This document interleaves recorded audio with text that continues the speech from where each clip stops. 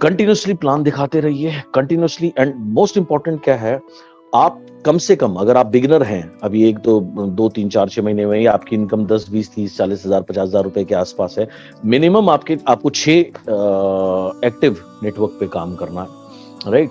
6 active network में उसको बोलता हूं जिसमें कम से कम 3 से 4 लोग अपने ड्रीम को पूरा करने के लिए कार्य कर रहे हो।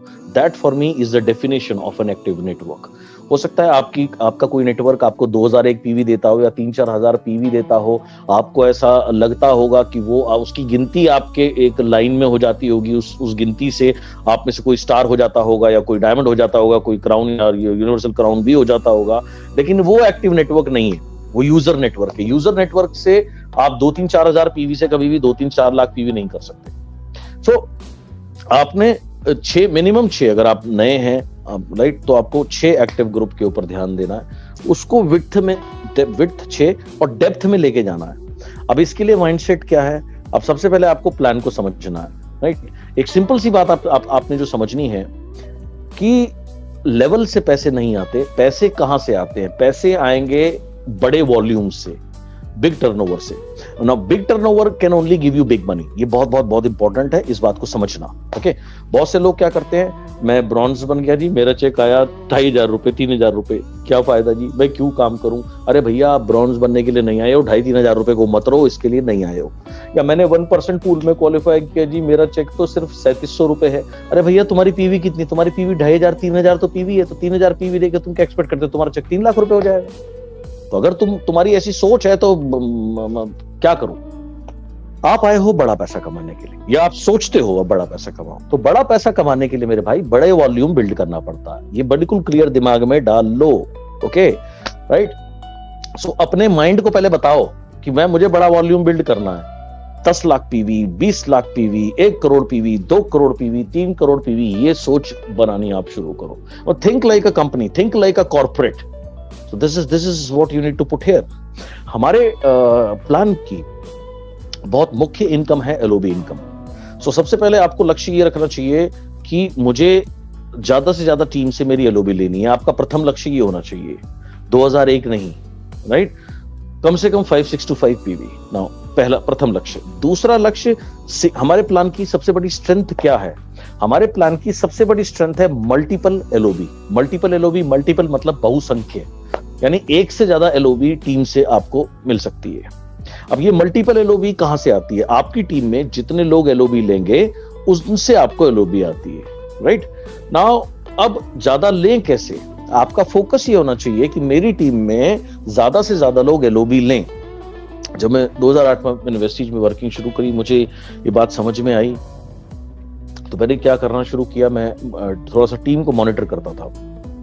मैंने देखा 18-19 तारीख को कि एक व्यक्ति है, इसकी जो 2,500 या 3,000 पीवी की अभी ये लाइन हो चुकी है। तो मैं उसको फोन करता था और कहता था, भाई इस लाइन को 5625 पे लेके जाना ताकि आपको इससे एलओबी मिले। तो this is what I used to tell him.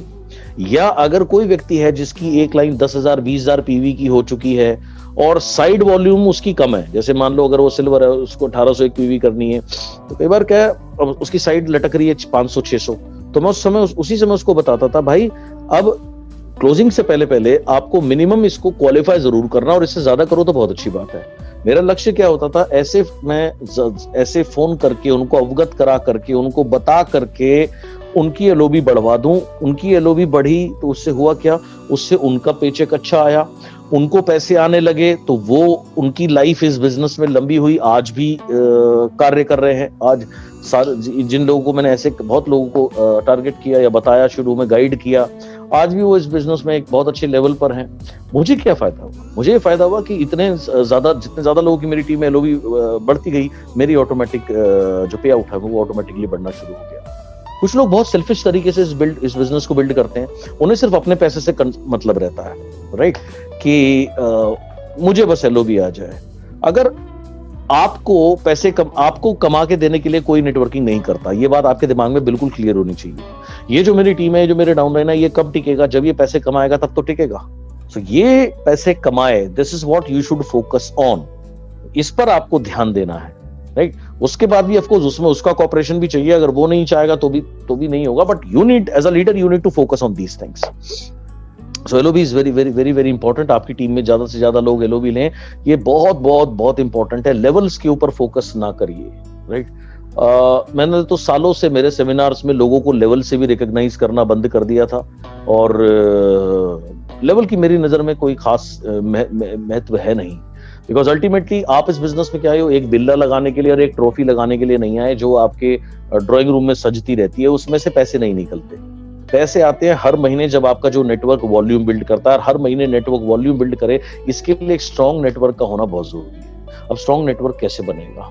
जैसे मैंने कहा, सबसे पहले आपका ये फोकस कि आपकी टीम में सीरियस लोग आइडेंटिफाई करो जो अपने ड्रीम को पूरा करने के लिए काम कर रहे हैं, और उन्हें ये बात समझाओ, राइट, कि इस बिजनेस में बहुत पैसा है, सब कुछ संभव है, बट इसके लिए आपको सीखना पड़ेगा और कार्य करना पड़ेगा। क्या आप इसके लिए तैयार हो?